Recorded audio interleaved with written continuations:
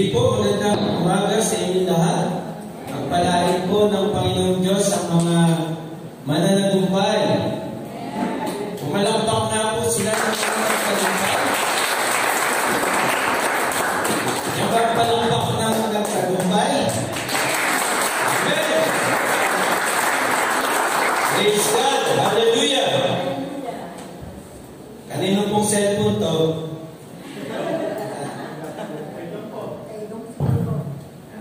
Natin kay Brother Lo.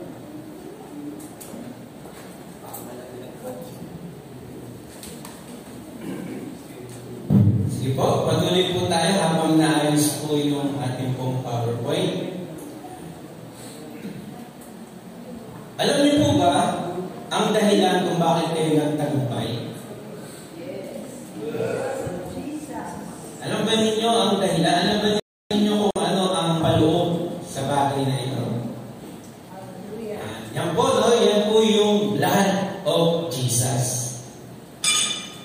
Yung dugo ng Panginoong Yesus. Sabi po ng marami na ang lahat ng naririto, no, na nakikita natin, lahat ng mga nilikha ng Diyos ay mayroong dahilan at meron siyang ambag sa kapakinabangan ng isa't isa.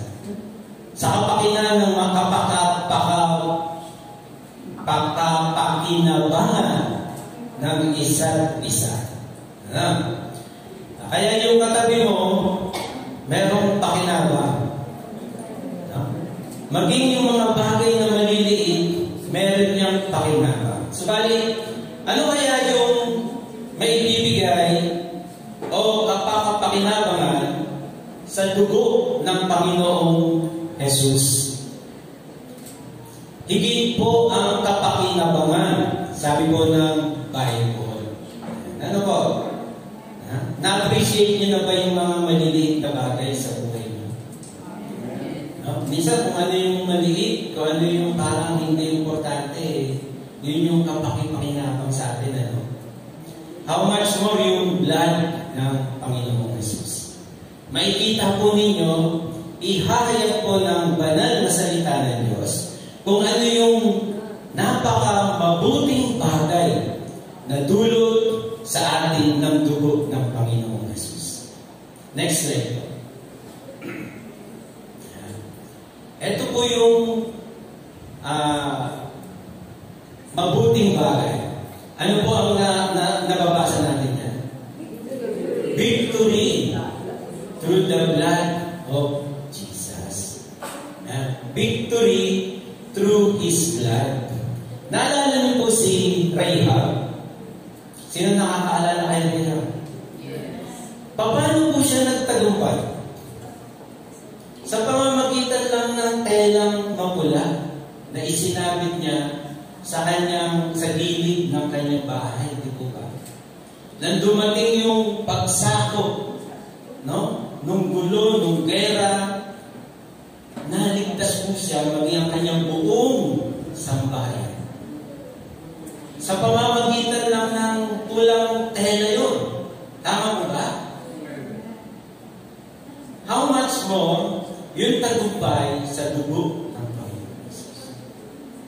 Naalala niyo po ba nung minsan nang umalis yung mga Israelita sa Egypt?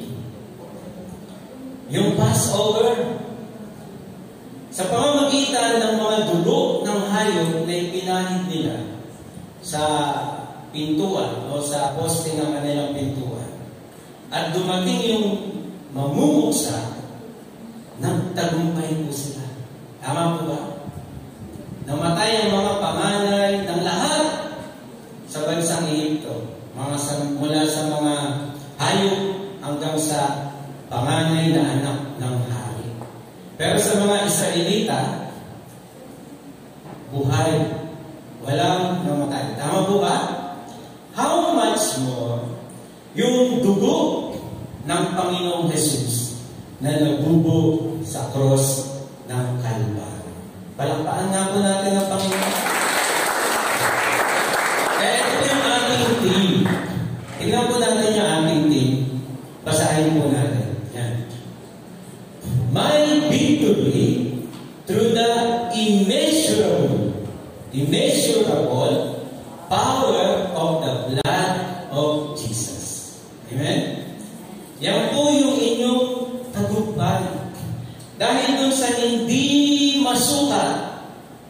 ng kapangyarihan ng dugo ng ating Panginoong Jesucristo. Sabi po yan ng banal na salita ng Diyos. Nasusulat po ito. Kaya maganda ito ating panghawakan. Hindi yung sabi-sabi ng tao o kaya sabi-sabi ng mga matatanda. Ready na po ba kayo? Ha? Na malaman natin, no? Ihayag sa atin ng banal na salita ng Diyos yung tagumpay natin doon sa hindi masukat na kapangyarihan na nagmumula sa dugo ng ating Panginoong Jesucristo. Palakpakan na po natin ulit sa Panginoong Jesucristo sa atin. Amen? Sige po, basahin po natin ang ating text. So 1 Corinthians chapter 15 verse 17.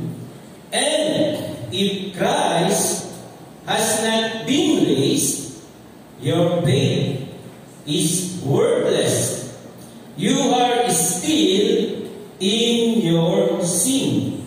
Pansinin po ninyo yung salitang has not been raised. Ano ba ibig sabihin niya? Minsan siya po ay, siyempre pagka binuhay, ano nangyari? Namatay. Paano po namatay si Jesus sa krus? Dumanak yung kanyang mga dugo. Amen po ba ron? No? Ibig sabihin, no, sa kanyang kamatayan, ang idea po nun, nagbubo po siya ng kanyang dugo. Sapagkat ang buhay ay nasa dugo. Amen? No? Yung pagkakamatay niya, yung kanyang dugo ay nabubo sa krus. At sinabi doon, siya ay nabuhay. Ibig sabihin yung kanyang dugo, andun yung napaka-importanting bagay.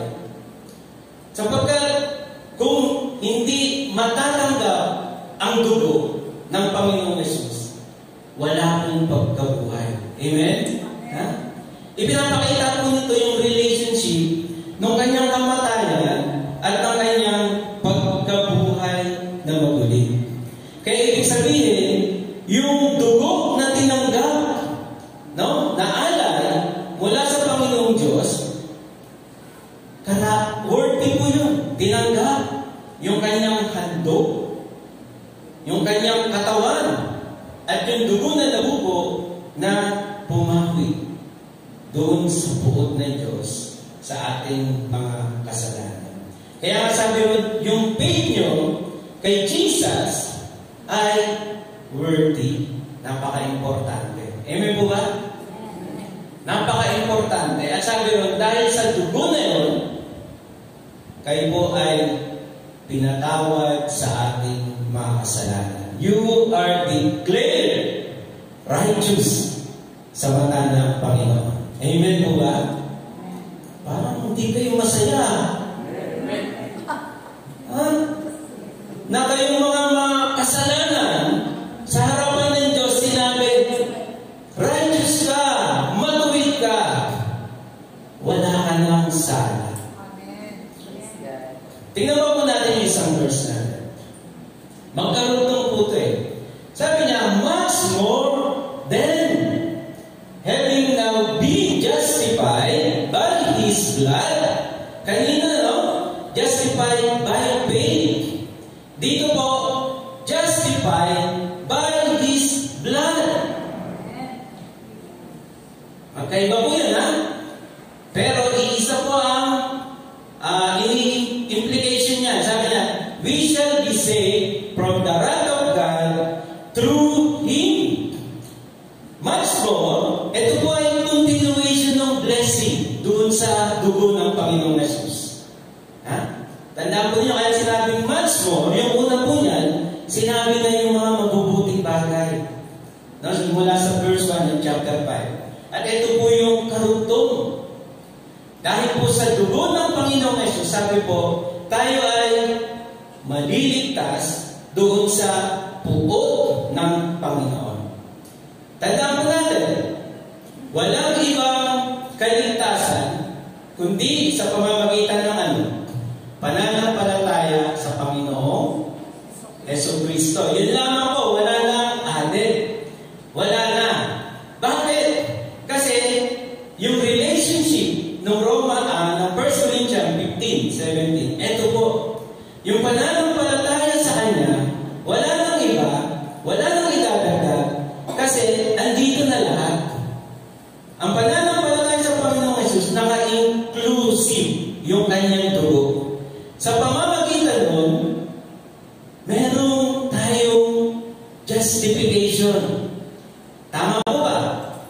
No? By faith.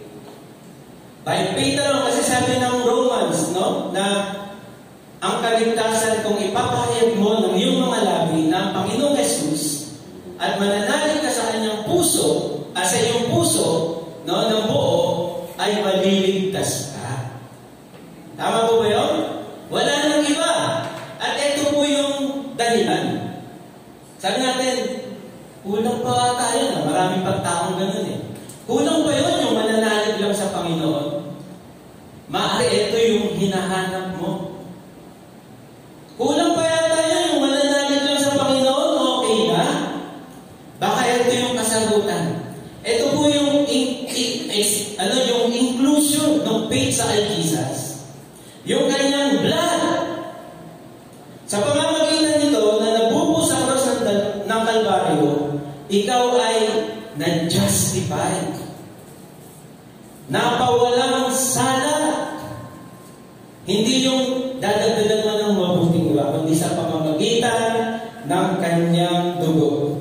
Sapagkat sabi ng Romans, nagsisimula sa pananampalataya at mananatiling ganap sa pamamagitan ng pananampalataya. Una, nanalig ka sa Panginoong Jesus. Sapat na yun.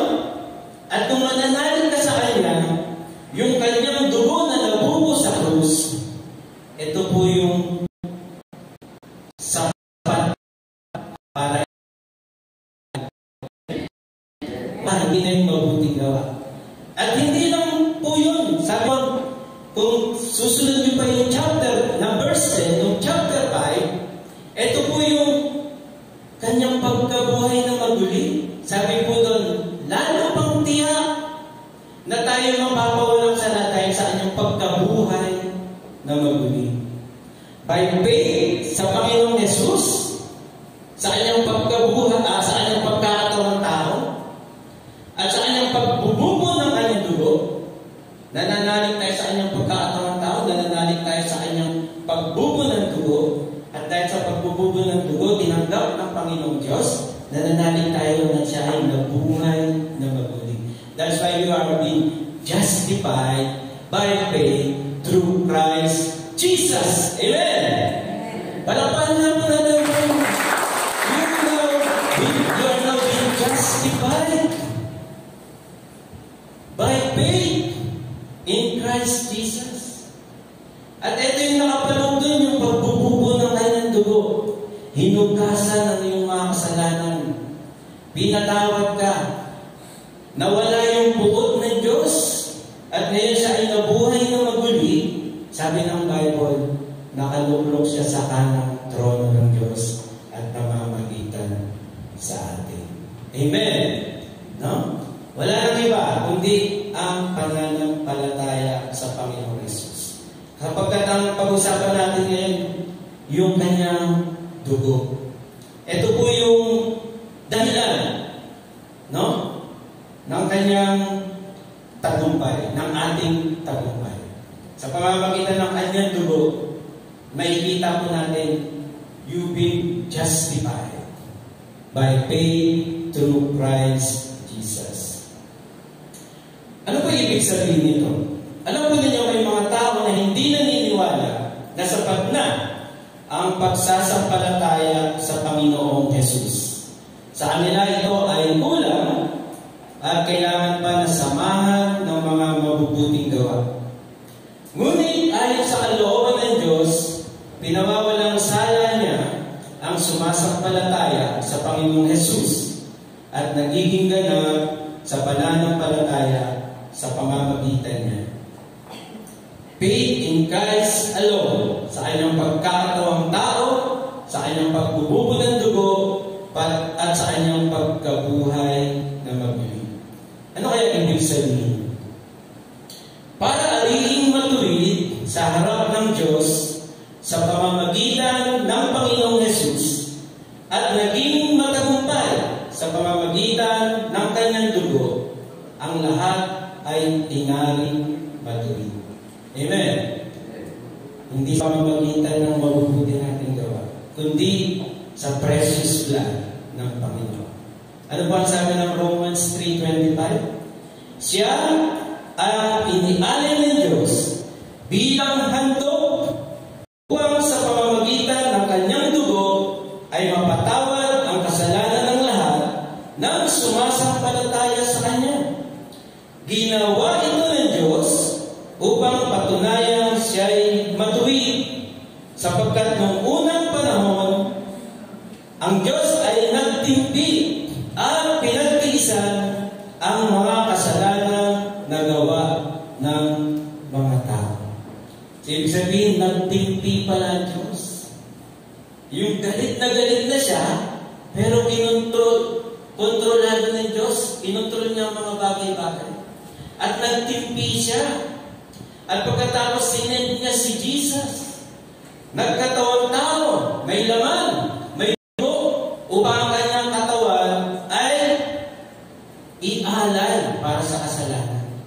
At ang kanyang dugo, ang siyang iwinisip upang tayo ay magkaroon ng reconciliation sa harapan ng Panginoon Diyos. Amen po ba? Yung galit ng Diyos, sabi mo, sa Romans chapter 1 verse 18, nakahayag ang galit ng Diyos sa langit, laban doon sa mga kasalanan na lahat ng tao na umakadang sa katotohanan. Amen po ba? Nakahayag daw sa langit, yung galit ng Diyos sa mga kasalanan, galit ng Panginoon. Pero nung ipadala ang kanyang anak na si Jesus, inalay yung kanyang katawan at tinandog yung kanyang buhay, nagbulbo ang kanyang dugo na pumawi sa ating mga kasalanan at nabuhay na mabilib. Yung po, tayo ay ipinahayag na walang sala. Palakpakan na po natin ang Panginoon. Praise God. We are totally forgiven. Kaya tayo matagumpay.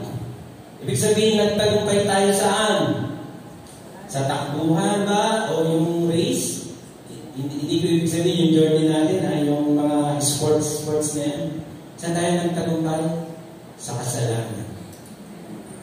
Saan tayo nagtagumpay? Sa ating mga kaaway. Saan tayo nagtagumpay? Sa kamatayan. Amen? Si Lord deserve niya yung palakpak. Amen mo ba?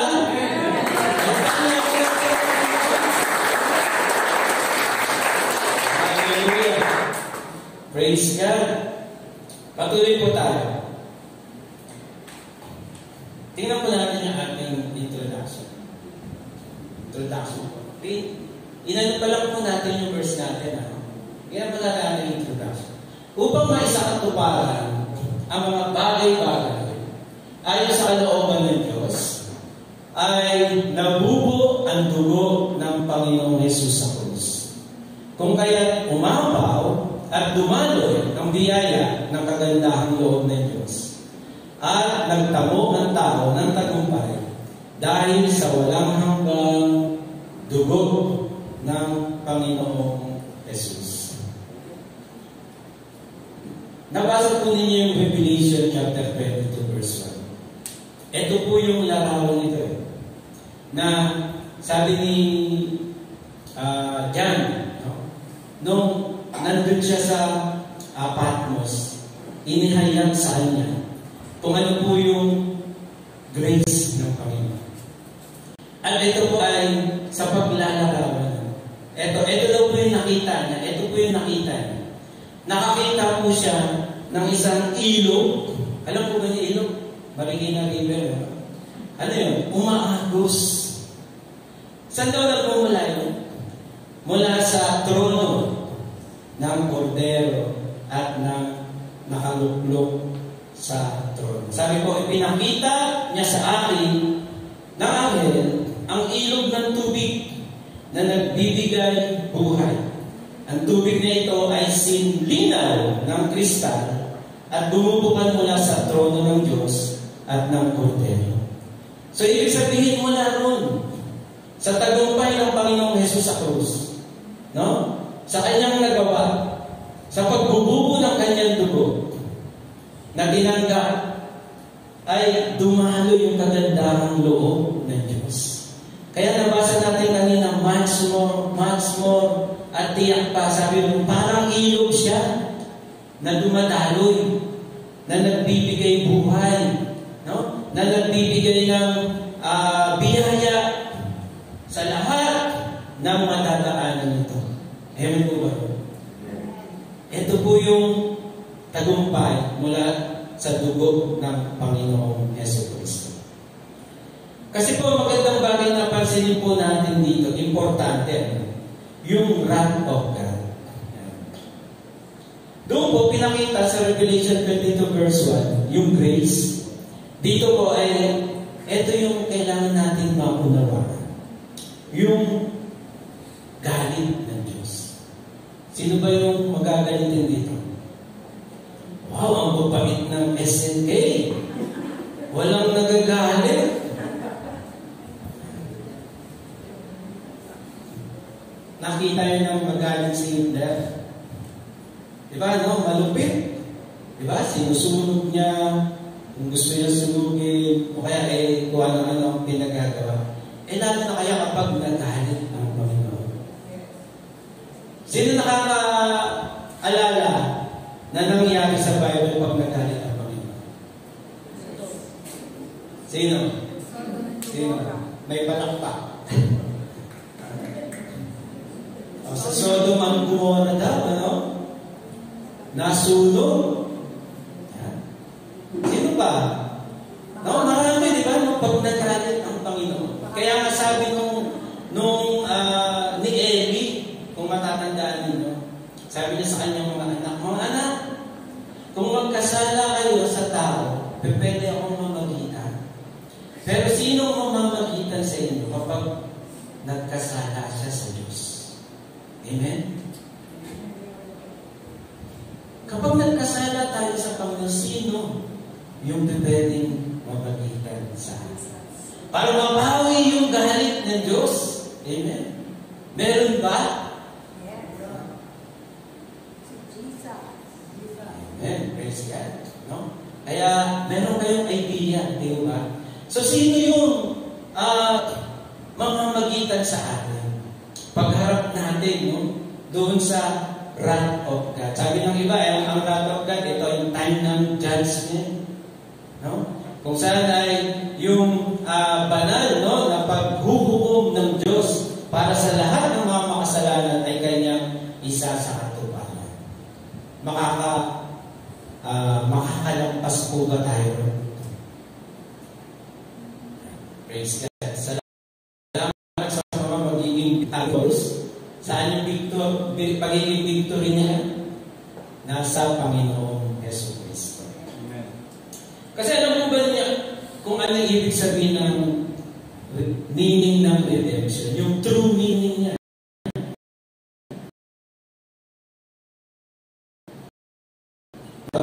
Na bayarin, yun ang dapat mong babayaran.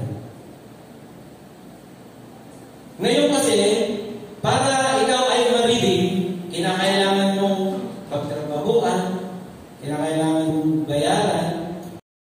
Di po ba? Yung kasalanan natin sa Panginoon. Paano tayo magkakaroon ng true redemption? Kasi ngayon, may tayong idea kung paano eh. Pero nung panahon ni Jesus,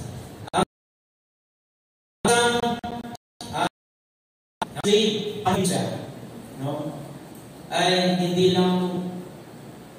lang pera eh. Buhay yun, ibig sabihin. Kaya nga, sa atin, no? Dahil tayo nagkasala, ano yung nawala sa atin? Image ng Panginoon. Amen po ba? Na yung dinahin natin ng tao ayon sa ating larawan. Nung nagkasala tayo, na yung nawala. Na ano yung nasira? Yung image ng Panginoon sa atin. Ano yung ibabalik dapat? Yung image din ng Panginoon. At walang iba, kundi ang Panginoong Jesucristo. Palakpakan natin ang Panginoon.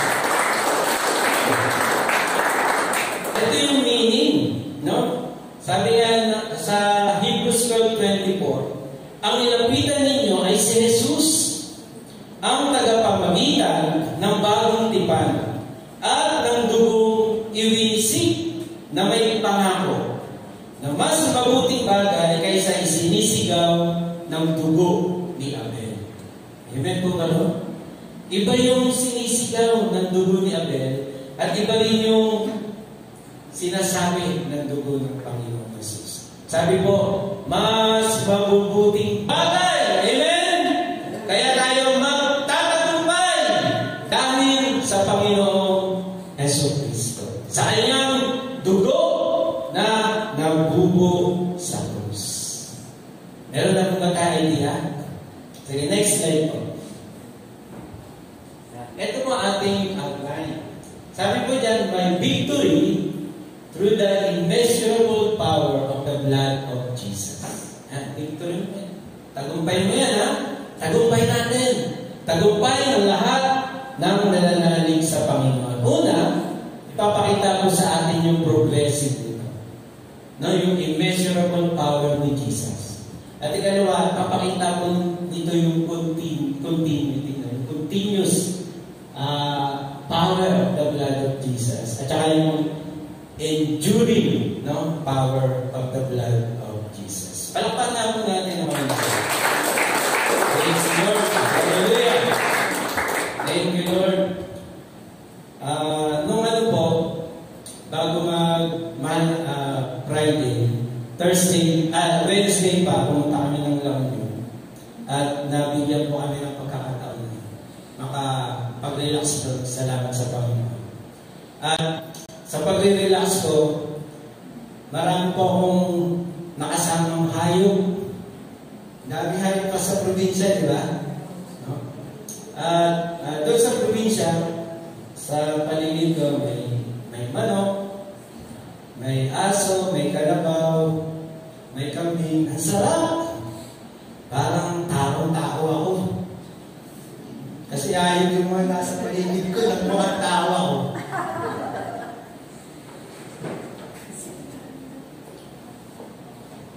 Dito sa SNK, marami talagang tao. No? Nasa dugo yung ganda. No? Sabi mo kasi narinig ko sa kwento, yung isa hindi maniwala. Hindi ako maniwala. Nasa dugo niyo yung ganda. Oo, nasa dugo namin. Ba't naman mo sa dugo, hindi sa mukha? Pero dito, nasa dugo talaga, no? Tsaka nasa mukha. Nakatuwa pa, no? Si Jesus, nagkatawang tao, namuhay sa piling ng tao, pero hindi siya tinanggap ng isang mabuting tao. Amen? Ako, napiling ko na magmukhang tao sa harap ng maraming mga hayop. Ang sarap pala ng pakiramdam. Pero yung tao, na talagang maganda yung motibo, maganda yung layunin, nireject siya. Ano kayang pakiramdam? Pero tingnan mo natin na yung power ng kapangyarihan ng dugo ng Panginoong Hesus ay progresibo. Basahin po natin yung ating verse. Next slide. Para makita mo na. Sabi po, dahil sa mga anak na tinutukoy niya ay tao, naging tao rin si Jesus. At tulad niya ay may laman at may dugo. Ginawa niya ito upang sa pamamagitan ng kanyang, ano raw? Kamatayan. Ibig sabihin, magbubugo siya na ito. Ay mawawasak niya ang diablo na siya may kapangyarihan sa kamatayan. Sa pamamagitan din ng kanyang kamatayan, ay pinalaya niya ang lahat ng tao na buong buhay nila ay inalipin ng takot sa kamatayan. Wow, praise God. Next slide po. Verse 16. Hindi ang mga anghel ang kanyang tinutulungan. Sa halip ay ang mga anak ni Abraham. Kaya kinailangan niya matulad siya sa kanyang mga kapatid sa lahat ng paraan upang siya ay maging isang pinakapunong pari na mahabagin at tapat na naglilingkod sa Diyos at nag-aalay ng handog para mapatawad ang mga kasalanan ng tao. At ngayon, ano sabi? At ngayon, matutulungan niya ang mga tinutukso sapagkat siya man ay tinukso at nagdusa. Nabasa po natin, ano? Nasulat po yan mula sa Bible. Meron tayong panghahawakan. Diyan po, pag sinabing progressive, nagkakarakterize po siya ng progress, di ba? Ng progreso. Yan. Sabi po diyan na ang tinutukoy ng Diyos na anak ay sino? Tayo. Tao. Kung kaya, kinakailangan magkatawang tao si Jesus. Sa anong paraan? Para wasak niya ang alin. Ang diablo, ang kaawa, yun yung purpose. Ano po? No? Kalabanin, wasakin.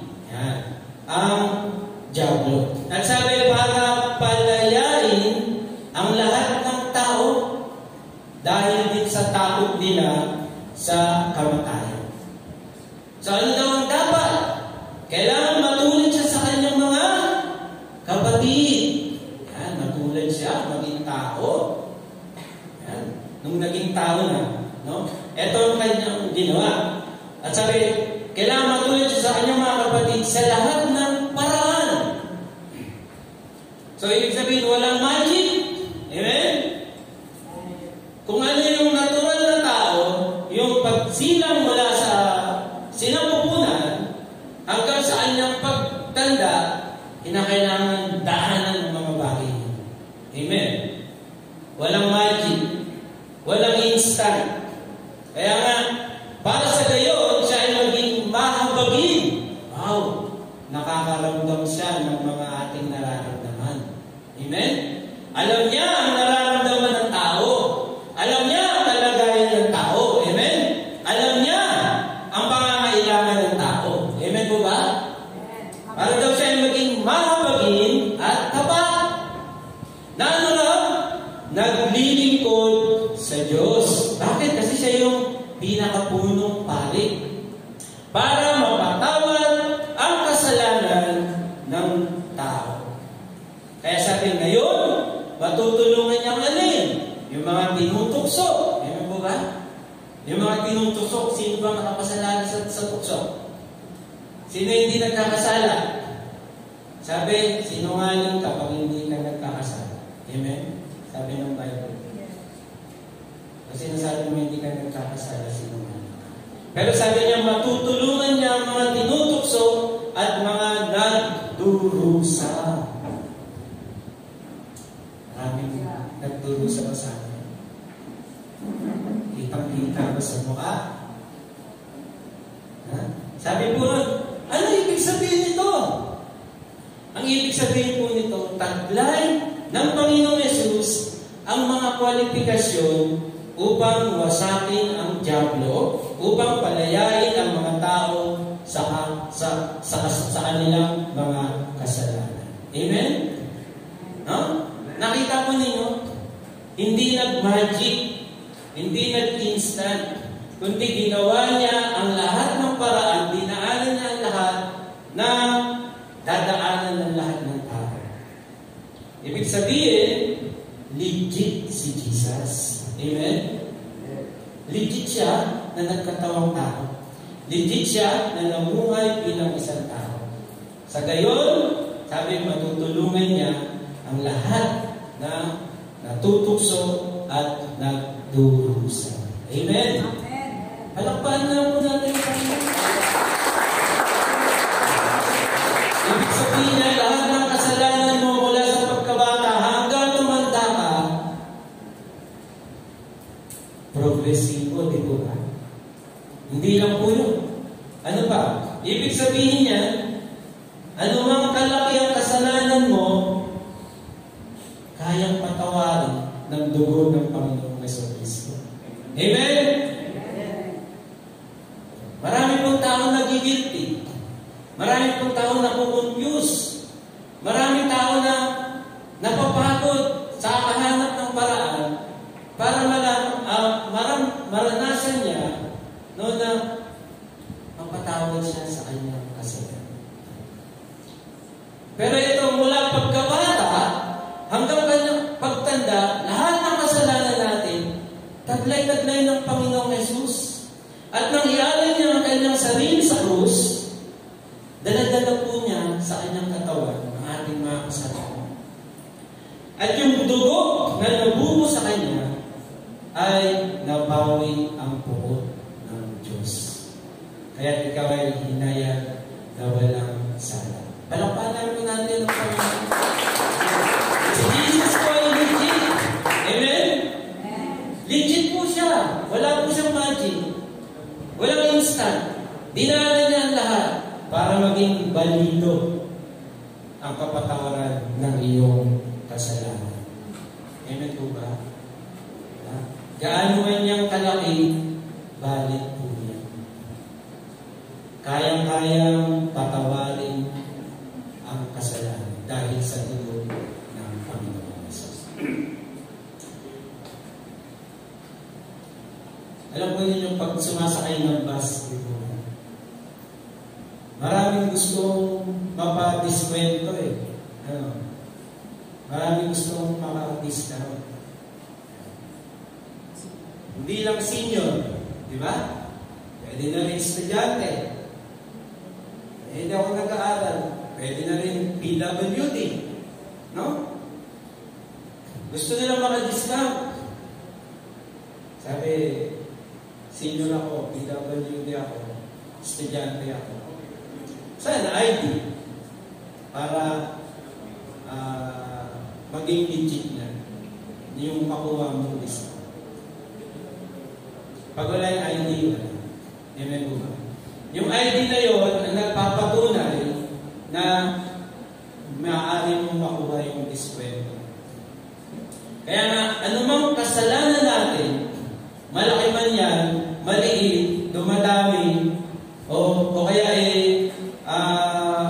parang ang hirap patawarin, kaya po yung parin ng dugo ng Panginoon Yesu Cristo. Amen po ba? Palakpakan lang po natin. Kasi legit siya. No? Mula sa pagkasilang hanggang sa kanyang pagtanda, naranasan niya ang lahat ng mga naranasan natin. Amen?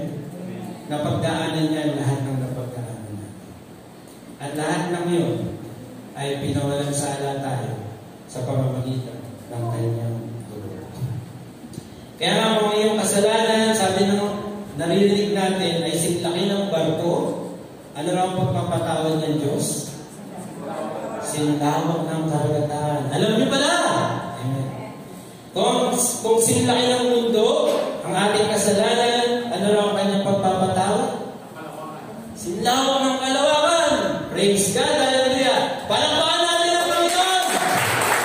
Prophecy ko, ano ba? Mula pagkabata hanggang pagtanda. Kapag tayo ay lumapit sa Panginoon, nagsisi, humingi ng tawad, at tinanggap siya bilang ating Panginoon Diyos at tagapagligtas, you declare righteous. Amen. Amen. Praise God. Hallelujah. Thank you, Lord. Next slide po. Ito po yung pangalawa. Sige, mabasahin mo na. The power of the blood of Jesus is progressive. Ito po ay legit and valid. Next slide po. Continuous. Sabi po nung text natin kanina, sabi po ron na much more then we are justified by His blood. We shall be saved. Yung word na shall, no? Future perfect tense po siya. No? Ibig sabihin magtuloy-tuloy pa siya hanggang sa isang batay sa hinaharap. Amen?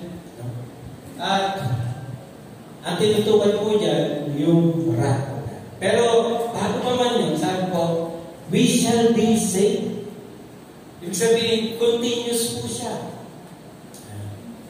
Pag sinabing continuous, para magkaroon po tayo ng idea, sino po ba yung pinaka-number one na boksingero na alam niyo? Sa Pilipinas, yung kapitbahay nyo, ang galing mag-boxing. Si Pacquiao. Pero sa buong mundo, ito ay sabi lang ng Google, siya si Sugar Ray Robinson. Hindi po siya heavyweight, kundi light heavyweight. Bakit po? Kasi mula nung siya ay nagboksingero hanggang sa kanyang retirement, walang nakahigit sa kanyang nagawa. Kaya nanatili siya. Dito po, makikita po natin yung pagiging continuous, yung power ng blood ni Jesus. Basahin po natin. Sabi po, ngunit dumating na si Kristo, ang pinakapunong pari ng mabubuting bagay. Tanda po niyo yung mabubuting bagay. Na narito na. At siya ay naglilingkod doon sa sambahang higit na dakila. Saan daw po siya naglilingkod? Sambahang higit na dakila. Ano kaya yun? Walang katulad at hindi ginawa ng tao. Ang sambahang yun ay wala sa sanlibutan to. Asa kaya yun? Naisip na ninyo? Minsan lamang pumasok si Kristo sa damang kapanal-panalan. At iyon ay, ano raw? Sapat na! Hindi dugo ng mga kambing at luya ang kanyang inihandog, kundi ang sarili niya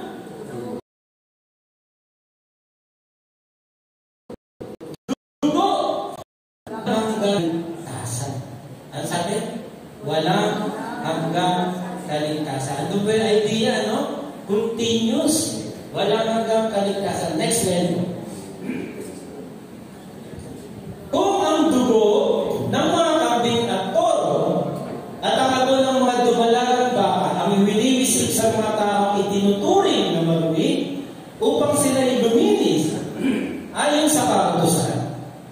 Verse 14. Higit ang nagagawa ng dugo ni Kristo sa pamamagitan ng walang hanggang Espiritu, inialay niya sa Diyos ang kanyang sarili bilang handog na walang kapintasan.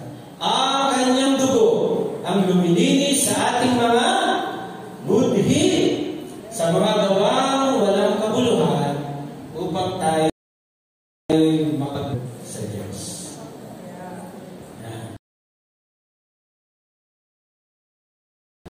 Natin siyang synonym na ceaseless, continual, non-stop, at unceasing. No? Marked by an interrupted extension in space, time, or sequence. Ibig sabihin, hindi pala na-interrupt yung kapangyarihan ng power ng blood ng Panginoon. Amen? No? Ano mang araw, ano mang taon, ano mang buwan, ano mang araw, ano mang oras, minuto, segundo, hindi na nag-interrupt ang kapangyarihan ng dugo ng Panginoon Yesu Cristo. Amen? Kaya, makikita po natin, bakit kaya hindi siya nag-interrupt? At hindi maaaring mapalitan kagaya ni Sugar Ray Robinson. Kasi wala pang nakakahigit sa kanya. Amen? At kung may makahigit na sa kanya, pwede na siyang palitan. Amen? Tama ba? Kaya nga dito sa mundo may sisikat, may masisikat, mapapalitan lang, may dati na walang niya. Aba, ang pinasok niya ay wala dito. Nasaan? Nasa langit. Amen? At sabi, hindi mga bagay-bagay na nasisira, kundi mga mabubuting bagay ang nakalaan sa atin. At sabi, minsan lang siya pumasok sa itay, sapat na! Bakit? Kasi wala nang ibang mabubuti.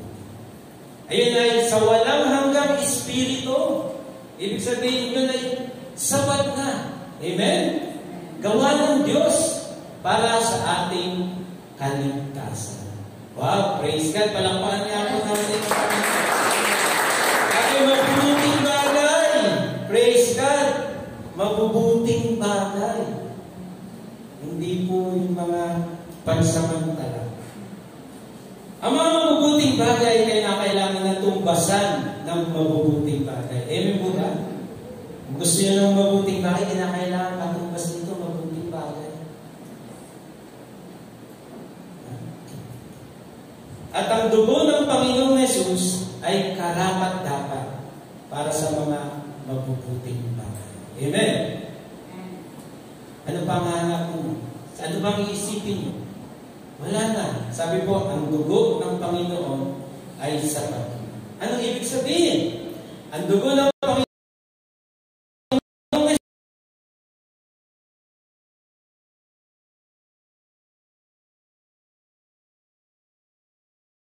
isa ng kapangyarihan. Amen po ba? Ha? Sa darating ng taon, darating ng mga araw, kapag tayo ay nakagawa ng pagkukulang, pagkakamali, nananatili makapangyarihan ang dugo ng Panginoon. Amen? Amen? Maraming lilitaw, maraming dadating, maraming magpapanggap, walang makakatulad sa dugo ng Panginoon Jesus. Amen po ba? Amen. Sabi po, napalitan ng mas manindig na liwanag ang mabuting ng mabuting bagong tipan. Ibig sabihin, yung dating lumang tipan, okay yun muna. Pero nung dumating yung bagong tipan, mas lumiwanag kaya napalitan siya. Amen?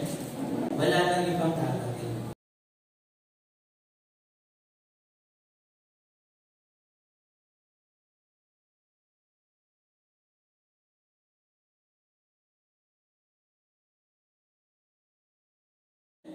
Wala nang iba eh. Kundi yung bisa na kapangyarihan nito ay nananatili. Hanggat walang nakakahigit sa kabutihan nito. Amen po ba? Sino pa makakahigit? Sabi, walang hanggang espiritu, meron po kayang hihigit sa bagay. Kaya sabi po, Jesus is the same. Alam niyo ito, di ba? Yesterday, today, and forever. Continuous. Amen? No? Yung power ng dugo ng Panginoon, continuous po yun. Amen? Praise God. Alapan nga po natin ang Panginoon.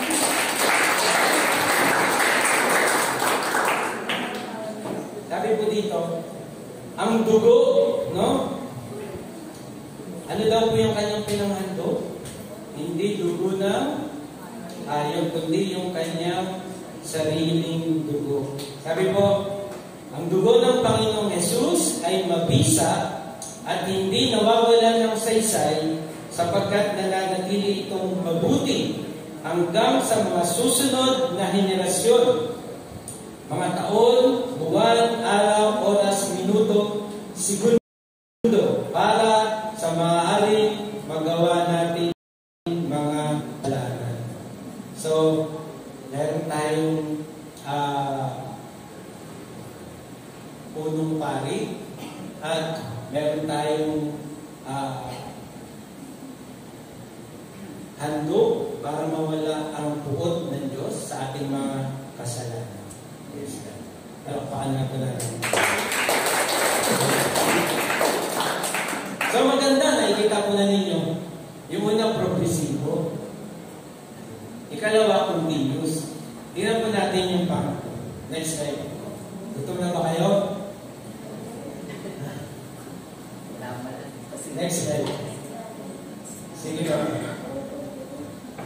And the power of the blood of Jesus continues. He is the same yesterday, today, and forever. Next slide, Brother Frank. Pangatlo na po tayo. Yan, enduring. No? Yung power ng precious blood ng Panginoon ay enduring. Bakit po? Kasi po, meron po dyan subject, yung wrath of God. Pag sinabing enduring, sinonym po ito ng lasting, everlasting, eternal. No? Tignan po natin yung theology ng wrath of God. Basahin po natin yung Romans chapter 3, verse 24 hanggang 26.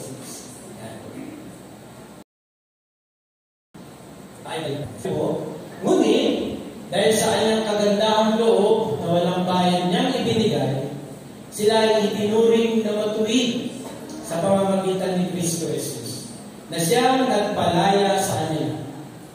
Siya ang inialay ng Diyos bilang handog, upang sa pamamagitan ng kanyang dugo ay mapatawad ang kasalanan ng lahat ng sumampalataya sa kanya.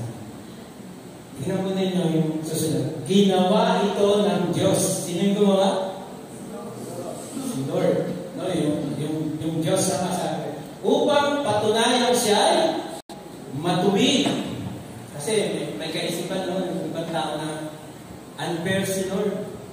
Yan. Pero dito, pinapakita yung kanyang pagiging matuwid sapagkat nung unang panahon ay nagtimpi siya at pinagtiisan ang mga kasalanan na gawa ng mga tao. Next slide. Ngunit, ngayon, sabi ko, ay ipinapakita ng Diyos na siya ay matuwid at itinuturing ng matuwid ang mga sumasampalataya sa Panginoong Jesucristo. Tingnan po natin yung mga excuse me. Yung mga praise doon no, sa ating binasa. Sabi ba, palibhasa ay inaring ganap na walang bayad ng kanyang biyaya sa pamamagitan ng pagtubos na nakay Jesus. Ito po yung will ko eh. Ito po yung testament ko eh. Pinapakita po yung will ng Panginoon. Kung ano yung kanyang kalooban. Kung paano po tayo marireconcile. Amen? Ha? Sabi po, naagawa tayo ng kasalanan. At nung naagawa tayo ng kasalanan, holy po si Lord. No? Kung kaya nararapat tayong parusa.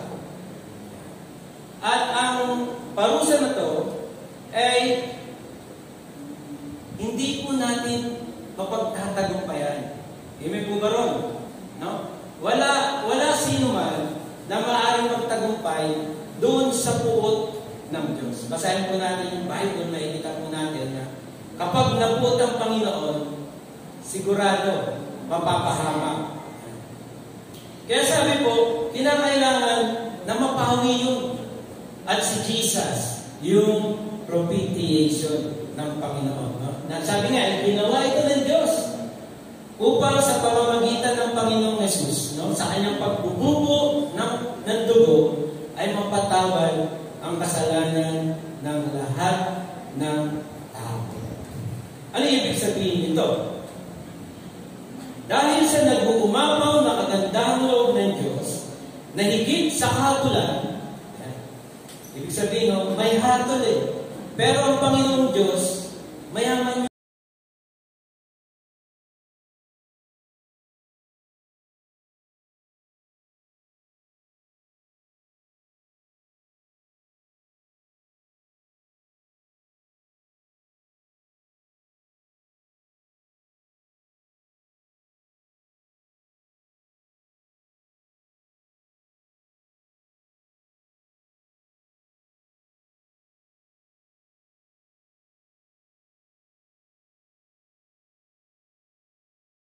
sasampalataya sa Panginoong Jesus na aalihin siyang ganap sa pamamagitan ng dugo na nagbubo sa ikapapawi ng kanyang buhay.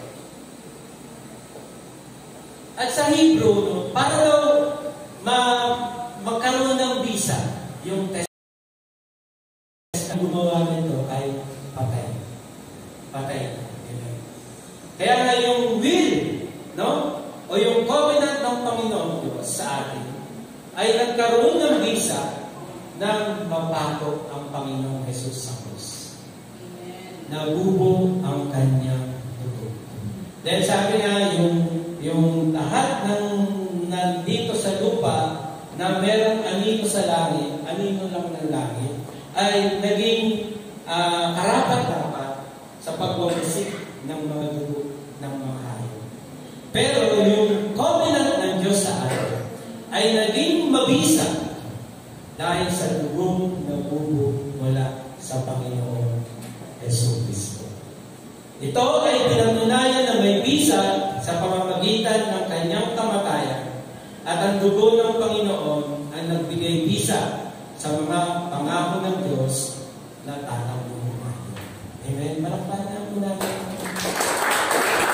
Kaya yung dugo na yun ang nagbigay sa atin ng totoong tagumpay.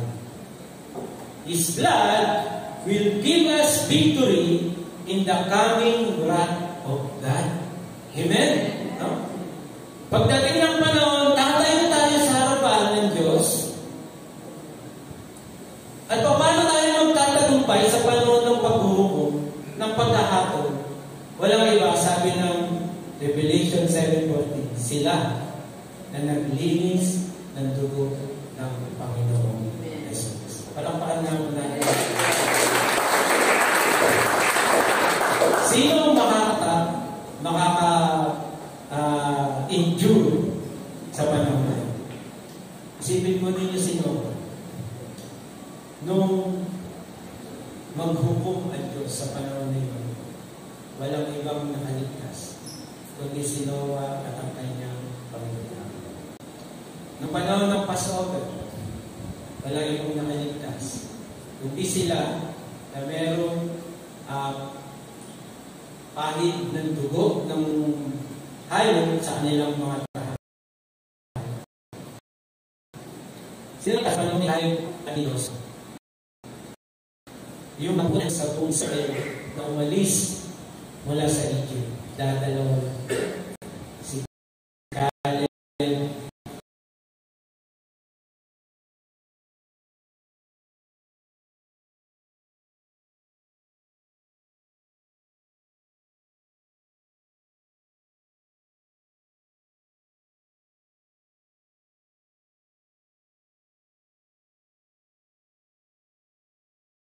sa ng Panginoong Jesus sa krus. Next slide po. The power, the blood of Jesus will endure in the coming wrath of God. It is the will of God for reconciliation. Next slide. Next slide. Ito na ating conclusion. Ang dugo ng Panginoong Jesus ay sumisimbolo na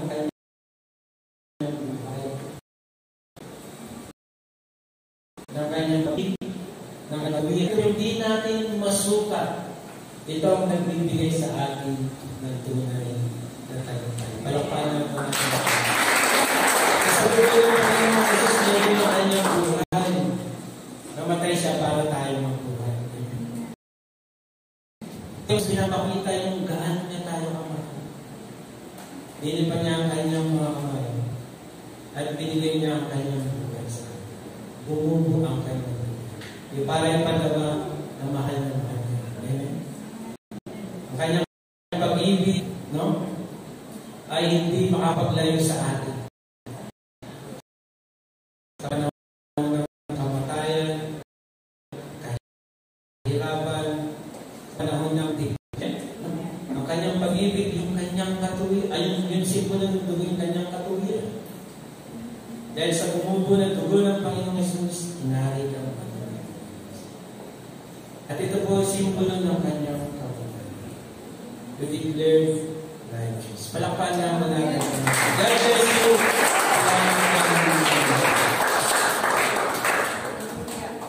Praise God. Sige po, mag-pray po tayo. Tayo po tayo.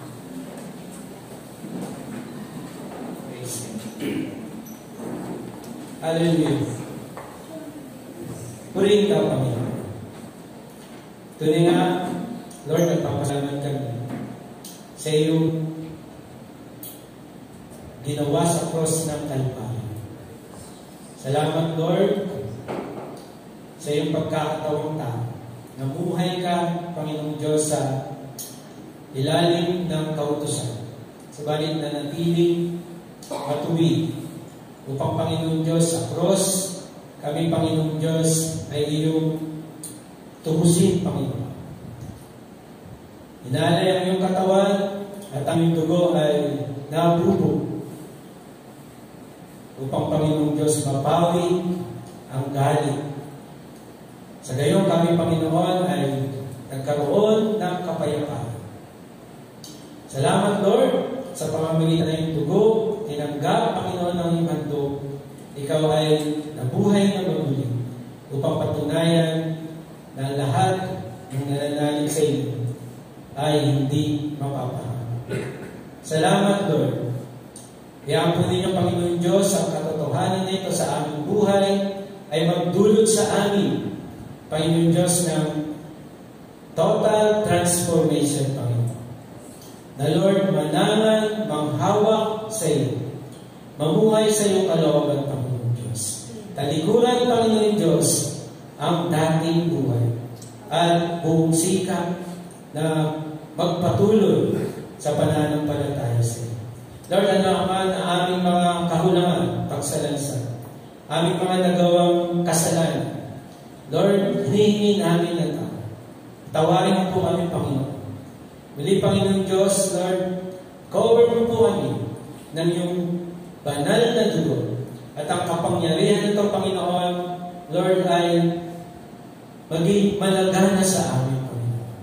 Lord, ano mga pagsalansa, pagkakamali, ni Panginoon Diyos ay patawarin, linisin, at Lord, bigyan, Panginoon Diyos, ng katuwiran.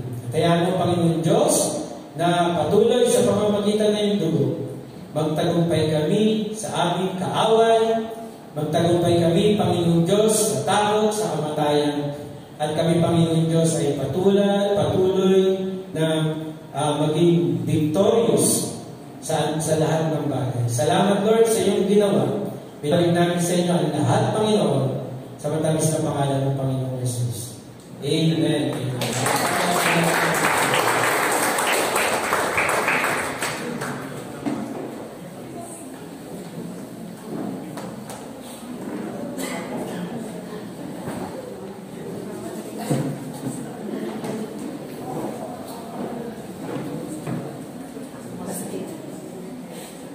Salamat po, Pastor, sa magandang mensahe ng umaga.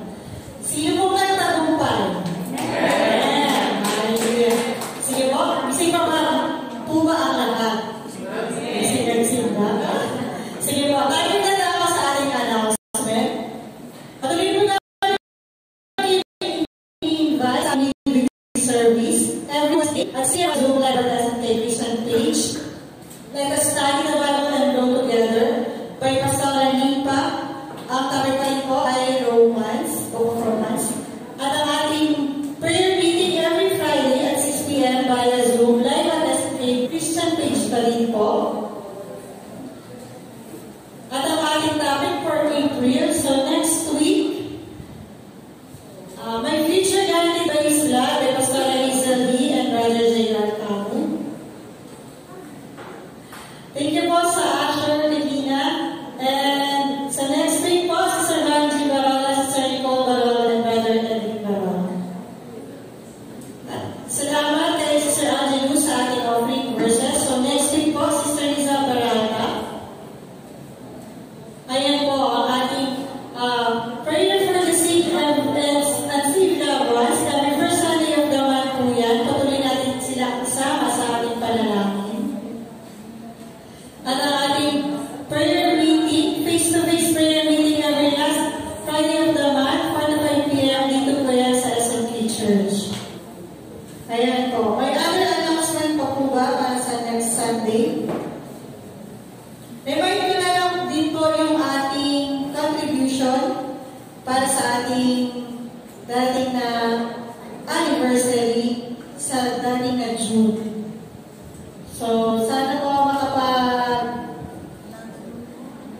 Makapadala na tayo ng ating contribution. 200 per head po ito. Oras ng service next. Back to, ulit po? 9:30 a.m. po. Sige po, kung wala na po, tayo po tumayo sa ating closing prayer and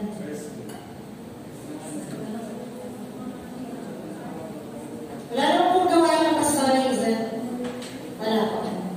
Sige po, tayo po tumayo para po sa ating closing prayer. Imbitahan ko po si Sister Emily para sa closing prayer.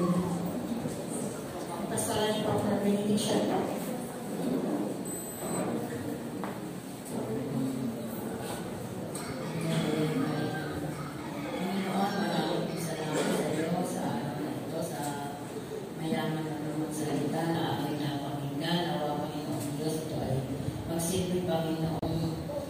Puso namin, Panginoon, at isa po ngayon. Lord, marami po salamat sa mga biyaya mo, Panginoon, na aming mga natanggap ng Panginoon. Dalangin mo po, Panginoon, muli na sa aming pansamantalang paghiwa-hiwalay. Dalangin po, Panginoon, na sa susunod, Panginoon, na Sunday ay kami muli makapanaba sa iyo. At patuloy, Panginoon, dinadalangin namin ng pag-iingat, Panginoon, ng bawat isa, bawat uuwi, mga bawat magtatrabaho sa buong linggo, Panginoon, na hinihiling namin ang iyong pag-iingat. Muli, maraming salamat. Ang lahat ng iyong aming dalangin sa pangalan ni Jesus. Amen.